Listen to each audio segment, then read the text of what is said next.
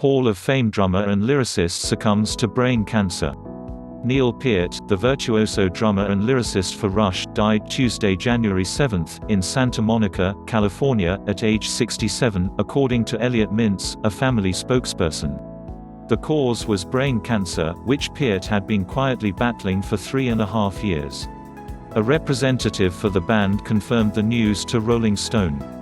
Peart was one of rock's greatest drummers, with a flamboyant yet precise style that paid homage to his hero, The Who's Keith Moon, while expanding the technical and imaginative possibilities of his instrument. He joined singer-bassist Geddy Lee and guitarist Alex Lifeson in Rush in 1974, and his musicianship and literate, philosophical lyrics, which initially drew on Ayn Rand and science fiction, and later became more personal and emotive, helped make the trio one of the classic rock era's essential bands. His drum fills on songs like Tom Sawyer were pop hooks in their own right, each one an indelible mini-composition. His lengthy drum solos, carefully constructed and packed with drama, were highlights of every Rush concert.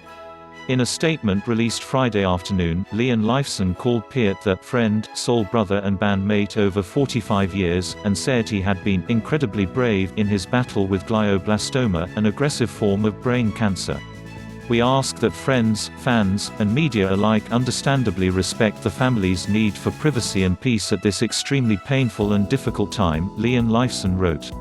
Those wishing to express their condolences can choose a cancer research group or charity of their choice and make a donation in Neil Peart's name. Rest in peace, brother. A rigorous autodidact, Peart was also the author of numerous books, beginning with 1996's The Masked Rider, Cycling in West Africa, which chronicled a 1988 bicycle tour in Cameroon. In that memoir, he recalled an impromptu hand drum performance that drew an entire village to watch.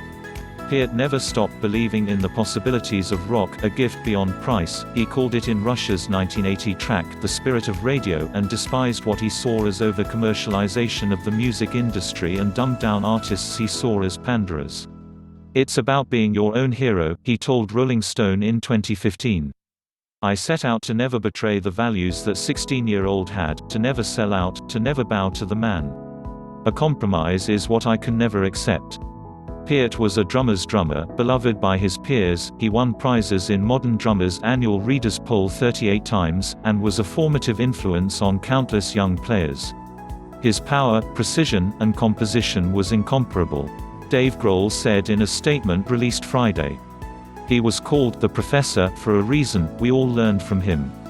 Neil is the most air drum-to-drummer of all time, former Police drummer Stuart Copeland told Rolling Stone in 2015. Neil pushes that band, which has a lot of musicality, a lot of ideas crammed into every 8 bars, but he keeps the throb, which is the important thing. And he can do that while doing all kinds of cool shit.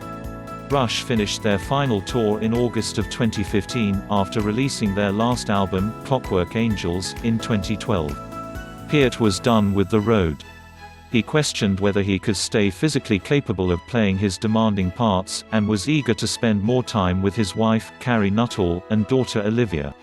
On August 10, 1997, Peart's 19-year-old daughter, Selena, died in a single-car accident on the long drive to her university in Toronto.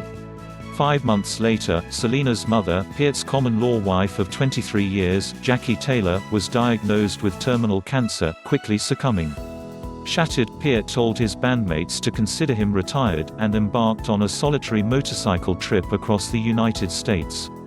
He remarried in 2000, and found his way back to Rush by 2001. Peart grew up in Port Dalhousie, a middle-class Canadian suburb 70 miles from Toronto, where he took his first drum lessons at age 13. As a teen, he permed his hair, took to wearing a cape and purple boots on the city bus, and scrawled "God is dead" on his bedroom wall. At one point, he got in trouble for pounding out beats on his desk during class. His teacher's idea of punishment was to insist that he bang on his desk non-stop for an hour's worth of detention, time he happily spent recreating Keith Moon's parts from Tommy. Peart joined Rush just after the recording of their first album, replacing original drummer John Rutsey. His breakthrough with the band came with 1976's 2112. The first side of the album was a rock opera set in that far future year, combining Peart's sci-fi vision and Randian ideology, which he later disavowed, calling himself a bleeding heart libertarian, with explosive prog theatrics. A later milestone came with the 1982 Subdivisions, an autobiographical tale of suburban misery. The suburbs have no charms to soothe the restless dreams of youth. A lot of the early fantasy stuff was just for fun. Peart told Rolling Stone. Because I didn't believe yet that I could put something real into a song. Subdivisions happened to be an anthem for a lot of people who grew up under those circumstances, and from then on, I realized what I most wanted to put in a song was human experience. Around then, Rush's music became more concise, without losing its complexity. When punk and new wave came, Peart told Rolling Stone, "We were young enough to gently incorporate it into our music, rather than getting reactionary about it, like other musicians who I heard saying, 'What are we supposed to do now, forget how to play?' We were fans enough to go, 'Oh, we want that too.'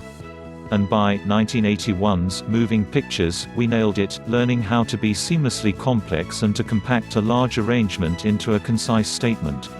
Always suspicious of showbiz, Peart spent much of his downtime on the road in Rush's early days, buried in a stack of books. In the final years, he avoided the usual touring routine by traveling from gig to gig via motorcycle, taking off shortly after each show's conclusion. In the 90s, he produced 2 tribute albums to jazz legend Buddy Rich, and at a moment when many of his fans already considered him the world's best rock drummer, Peart began taking lessons with Freddie Gruber, a jazz player and noted drum instructor. Peart credited Gruber and another teacher, Peter Erskine, with helping him recreate his technique and sense of time from scratch, leading him to a more fluid approach and a deeper groove. What is a master but a master student? Peart told Rolling Stone in 2012. "There's a responsibility on you to keep getting better.